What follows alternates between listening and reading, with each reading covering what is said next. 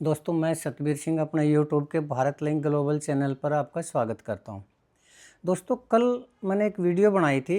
तो उस वीडियो में मैंने कहा था कि भारतीय कुश्ती संघ ने एक ऐसा रूल बनाया है जिससे हरियाणा के बच्चों का कुश्ती के अंदर भविष्य लगभग ख़त्म हो चुका है।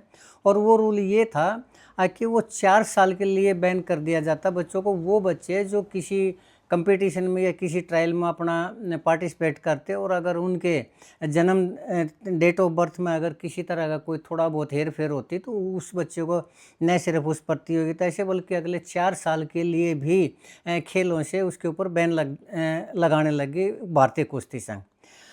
और मैंने ये भी कहा था कि इसके पीछे मुझे ऐसा लगता है कि ब्रजभूषण शरण जी की सोच हो सकती है। तो कल मैंने ये वीडियो बनाया तो काफ़ी लोगों ने पसंद किया, लेकिन कुछ लोगों ने इसकी आलोचना भी की। और एक के मेरे पास औरों की तो छोड़िए, एक मेरे पास कमेंट आया। वो कमेंट भेजा था राजेंद्र जी ने, राजेंद्र नैन जी। तो उन्होंने कहा कि किसी को भी सस्पेंड नहीं किया गया, किसी के ऊपर बैन नहीं लगाया गया, आपके आंकड़े गलत है और आपका ये जो वो है वो बिल्कुल गलत है।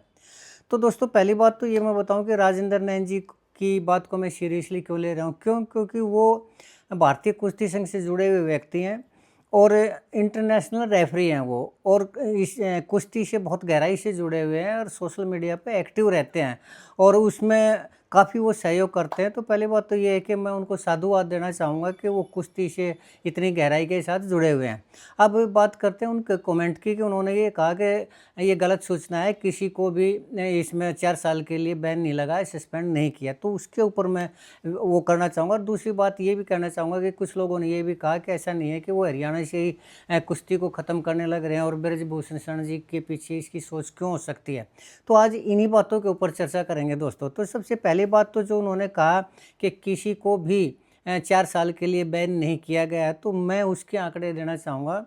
2025 में 11 पहलवानों को सस्पेंड किया गया, 4 साल के लिए बैन लगाया गया। तो उनमें से पहला जो नाम है, एक तो दीपांशु है। ये दीपांशु है, ये अंडर 17 में अंडर 20 में एशियन चैम्पियनशिप का जो ट्रायल थी उसके अंदर ये मेडलिस्ट यानी विजेता थे। ये उस ट्रायल के इनके ऊपर बैन लगाया गया।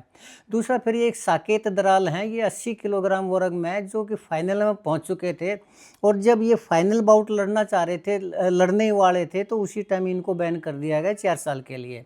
इसके अलावा तनुज अंतिल है, बलजीत सिंह है और एक है निखिल दलाल।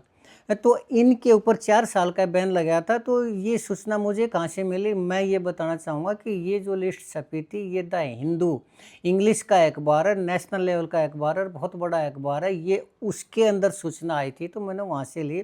दूसरी बात, 2025 के अंदर तो 11 या 17 की लिस्ट थी, मैंने उस टाइम देखी थी। तो 2026 के अंदर 500 पहलवानों को इसके अंदर निलंबित किया गया, टर्मिनेट किया गया कुश्ती से। और ये सारी खबर भी हिंदू की ही खबर थी।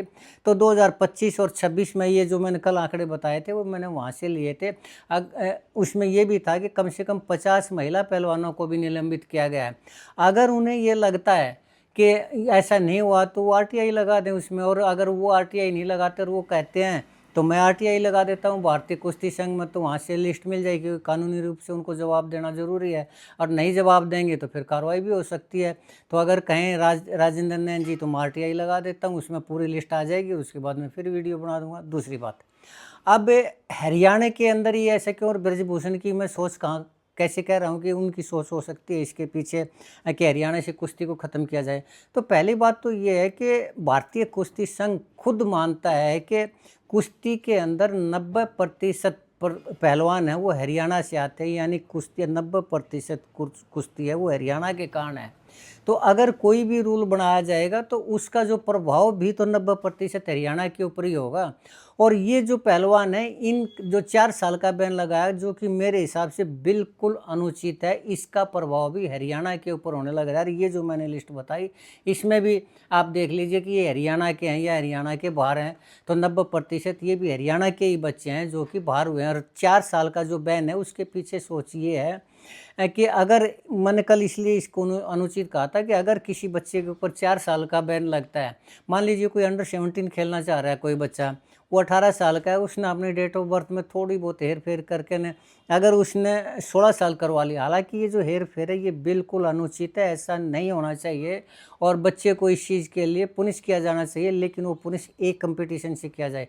4 साल का मतलब ये है कि अगर वो उसको अंडर 17 से बाहर किया जाता है तो वो अंडर 20 से भी ऑटोमेटिकली बाहर हो जाएगा। और कोई बच्चा अगर 4 साल तक नहीं खेल पाएगा तो वो उस बच्चे का कैरियर ही ख़त्म हो जाएगा। और सिर्फ जूनियर ही नहीं, उसके अलावा जो सीनियर कैटेगरी है उसमें भी मान लीजिए कोई बच्चा है वो 22 साल का 23 साल का है, वो अंडर 20 करवाता है तो उसके ऊपर भी 4 साल का बैन लग जाता है। और उसके अलावा सीनियर, उसमें भी अगर डेट ऑफ बर्थ में कुछ गड़बड़ मिलती है, जो सीनियर कैटेगरी के बच्चे हैं उनको भी 4 साल के लिए सस्पेंड कर दिया जाता है, जबकि सीनियर के ऊपर तो एज लिमिट है ही नहीं। 35 साल तक तो बच्चा खेल ही सकता है, उसके बाद मास्टर कुश्ती शुरू हो जाती है मास्टर वर्ग में, वेटरन उसमें। तो सीनियर के ऊपर बैन लगाना सिर्फ डेट ऑफ बर्थ के ऊपर कि उसकी डेट ऑफ बर्थ मैच नहीं कर पा रही और सीनियर वर्ग से भी उसको बाहर करना, इसका तात्पर्य ये है कि उसको कुश्ती से ही बाहर कर दिया जाएगा। और इसका जब खुद भारतीय कुश्ती संघ ये कह रहा है कि 90% कुश्ती हरियाणा से है, तो इसका प्रभाव भी 90% हरियाणा पर ही होगा, हरियाणा के पहलवानों पर ही होगा और होने लग रहा है और हुआ है। क्यों? क्योंकि अब सीनियर में भी अगर इस तरह की डेट ऑफ बर्थ में किसी तरह की कोई गड़बड़ है, पहली बात तो ये है कि पहले जो माँ बाप हुआ करते वो डेट ऑफ बर्थ कुछ और लिखवा दिया करते, फिर स्कूल में कुछ और हो जाया करती, तो इस तरह का ये चला करता, ये नॉर्मल चीज़ है।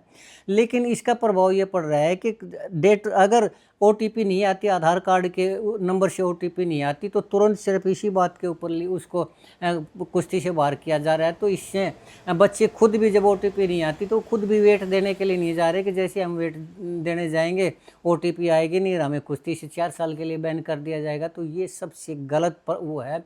जबकि मैंने ये कहा था होना ये चाहिए कि जिस वर्ग में वो बच्चा भाग लेना चाह रहा है, यानी अगर वो जूनियर वर्ग है या सीनियर वर्ग है या सब जूनियर है या जो अंडर 17 है या अंडर 20 है, अगर उससे उसको बाहर किया जाए ताकि वो कम से कम अगले कैटेगरी में तो खेल सके। अंडर 17 वाला अंडर 20 में तो खेल सके, अंडर 20 वाला सीनियर कैटेगरी में खेल सके, कम से कम वहाँ तो उसको नहीं रोका जाना चाहिए। तो इसलिए मैंने कहा था कि इसके पीछे जो सोच है वो सिर्फ और सिर्फ दुर्भावना है। जबकि 4 साल के लिए बैन करना, मैं इसे असंवैधानिक मानता हूँ। अब ये रूल किसने बनाया, कब बनाया? हालांकि पहले भी इसके वो हुआ करते, इस तरह की प्रैक्टिस पहले चलाया करती और भी प्रधान हुआ करते, उसके टाइम में भी इस तरह के वो हुआ करते। लेकिन अभी ये क्यों हुआ है और ये किस लिए हुआ है, इसके पीछे मैं बताना चाहूँगा कि 2023 में जो पहलवानों ने ये आंदोलन किया था, ये था ब्रजभूषण शरण जी के खिलाफ। हालांकि मैंने उस टाइम भी कहा था कि इसके पहलवानों ने जो एलिगेशन लगाए हैं यौन शोषण के, वो गलत आरोप लगाए हैं और इसके पीछे पॉलिटिकल ड्रामा है और भारतीय कुश्ती संघ के अध्यक्ष पद को कब्जाने का मकसद और कुछ नहीं है।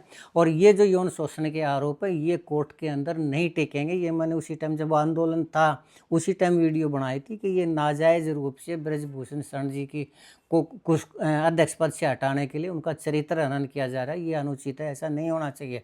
उसी टाइम मैंने वीडियो बनाई थी। लेकिन खैर, लेकिन अब इसका प्रभाव ये है कि हालांकि उनको बरी होना था इन आरोपों से, वो हो भी गए, लेकिन इससे वो ये प्रभाव पड़ा कि जैसे 23 और 24 में तो कोई ट्रायल हुई नहीं, वो जो झगड़ा था उसके बारे में मैं नहीं बताना चाह रहा क्योंकि बहुत लंबा है।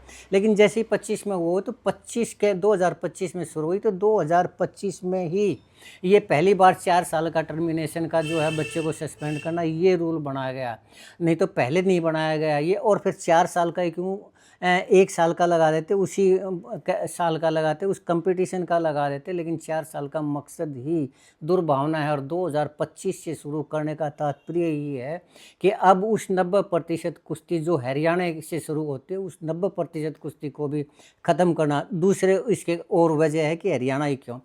पहली बात तो ये है दोस्तों कि एक नियम ये भी है कि हरियाणा का बच्चा अभी बनाया है कि हरियाणा का बच्चा किसी और स्टेट से नहीं खेल सकता, कि हरियाणा की 2 टीमें नेशनल के फाइनल में नहीं जा सकती, जबकि हरियाणा को छोड़कर गुजरात की 2 टीमें फाइनल में जा सकती, नेशनल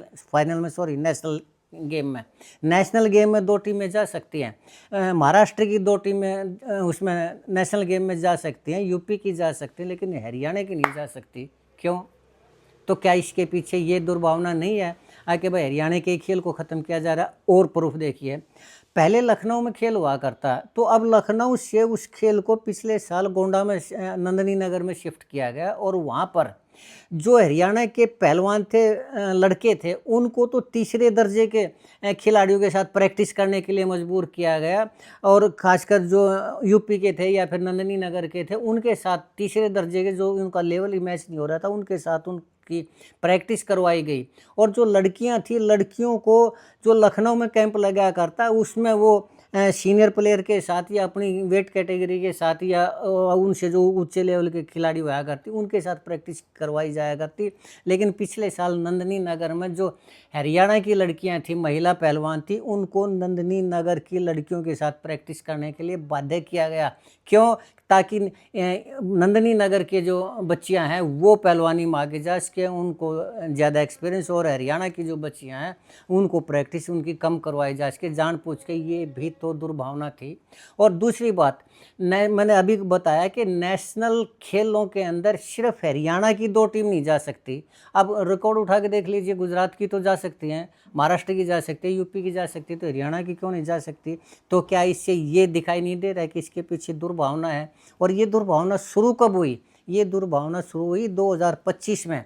और ये जो मैं कहाँ से कह रहा हूँ, ये द हिंदू की न्यूज़ है। आप देख सकते हैं, जागरण की भी न्यूज़ है, हिंदू की भी न्यूज़ है। आप उसको जाकर देख सकते हैं कि ये न्यूज़ छपी या नहीं छपी। तो क्या इसके पीछे ये नहीं कहा जाएगा कि ब्रजभूषण शरण जी की ही सोच हो सकती है? क्यों हो सकती है? अब कहने में तो ये कह सकते हैं कि वो तो अध्यक्ष ही नहीं है, अध्यक्ष तो संजय जी हैं। क्या सभी को नहीं पता कि संजय जी किन परिस्थितियों में अध्यक्ष बने थे, और संजय जी का और ब्रजभूषण जी का क्या संबंध है, या क्या ये किसी को नहीं पता? क्या ब्रजभूषण जी जो कहेंगे, जो सोचेंगे, क्या संजय जी उनको लागू नहीं करेंगे, 100% लागू नहीं करेंगे? तो इसीलिए मैंने कहा था कि मेरा ये मानना है कि ब्रजभूषण जी हरियाणा से कुश्ती को धीरे धीरे ख़त्म करना चाह रहे हैं, कि ताकि आने वाले टाइम में हरियाणा से कुश्ती ख़त्म हो जाए, हरियाणा के बच्चों के अंदर जो कुश्ती का क्रेज़ है वो ख़त्म हो जाए, और हरियाणा की बजाय दूसरे गुजरात, महाराष्ट्र, यूपी और उनको आगे बढ़ाया जाए। तो ये हरियाणा के लिए बहुत घातक स्थिति है। अगर ऐसा है तो इसको रोकना चाहिए, सरकार को रोकना चाहिए। लेकिन अब मैं बात करता हूँ सरकार की। सरकार नहीं रोकेगी। इसे क्यों नहीं रोकेगी? क्योंकि स्कूल गेम होते हैं, नेशनल स्कूल गेम, तो उसके अंदर हरियाणा के जो बच्चे हैं, अगर यही पोजीशन हरियाणा के किसी बच्चे के, स्कूल वाले बच्चे की अगर आती है, अगर OTP नहीं आता आधार कार्ड पे, या उसकी मिसमैच डेट ऑफ बर्थ होती है, तो हरियाणा सरकार ने भी 2 साल का बैन लगाना शुरू कर दिया है कि हरियाणा के स्कूल के बच्चे स्कूल गेम में खेल ही ना सकें। और सबको पता है कि खेल हैं जो इसमें जाट कम्युनिटी के बच्चे हैं वो ज़्यादा खेलते हैं। 100% तो मैं नहीं कहता, लेकिन कम से कम 90% बच्चे तो हरियाणा की जाट कम्युनिटी से आते हैं। और जाट कम्युनिटी से आते हैं तो सभी को पता है कि खट्टर साहब कितनी मोहब्बत करते हैं जाटों से, उनके दिल में कितने अच्छे से बसे हुए हैं जाट कम्युनिटी। और हमारे जो सैनी साहब हैं, ये भी तो खट्टर साहब के विश्वास पात्र और प्रिय आदमी हैं, तो भी इसलिए इनके दिल में भी मोहब्बत तो होगी ही होगी जाटों के प्रति।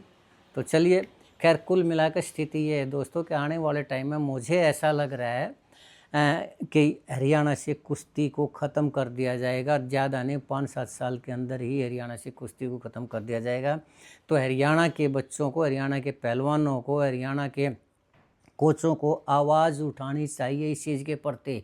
और सिर्फ एक खाली वीडियो बनाने से या एक धरना प्रदर्शन से नहीं, जैसे ये जैन जी का आंदोलन हुआ था, अगर हरियाणा से कुश्ती को बचाना है तो इस तरह का आंदोलन तो करना ही करना पड़ेगा, ताकि हरियाणा जो कि उसका मुख्य जो गेम है वो है ही कुश्ती, उस कुश्ती को किसी के कहर से, किसी की दुर्भावना से बचाया जा सके। यही दोस्तों आज के लिए इतना ही।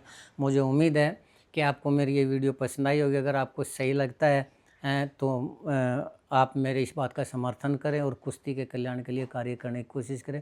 अगर फिर भी किसी को ये आंकड़े गलत लगते हैं तो RTI लगा दे, भारतीय कुश्ती संघ के अंदर, उसमें पता चल जाएगा कि 4 साल का बैन कितने बच्चों पर लगाया या नहीं लगाया, या 2025 में कितने बच्चे निलंबित किए गए, 2026 में कितने बच्चे निलंबित किए गए, वो आ जाएगा उसमें। और अगर वो नहीं देंगे सूचना तो कोर्ट मजबूर करेगा उनको सूचना देने के लिए, और जब सूचना आ जाएगी तो फिर वो पब्लिकली हो जाएगी, पता चल जाएगा कि मैं झूठ बोल रहा हूँ या सच बोल रहा हूँ।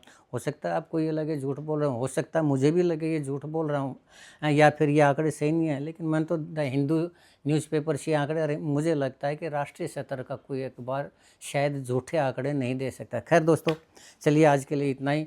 आपने मेरा ये वीडियो देखा इसके लिए आपका बहुत बहुत धन्यवाद। आपसे चलते चलते गुजारिश करना चाहता हूँ कि आप मेरे इस वीडियो को लाइक करें, शेयर करें, कमेंट ज़रूर करें दोस्तों। मैं ठीक हूँ तब भी कमेंट करें, गलत हूँ तो भी कमेंट करें, और मेरे चैनल को सब्सक्राइब ज़रूर करें, ताकि कई महीनों से जो चैनल बंद पड़ा था वो धीरे धीरे अब चलना शुरू हो जाए और फिर वो स्पीड जो पहले की थी वो स्पीड पकड़ ले। आज के लिए इतना ही। आपने मेरा वीडियो देखा इसके लिए बहुत बहुत धन्यवाद। नमस्कार, जय हिंद, जय भारत।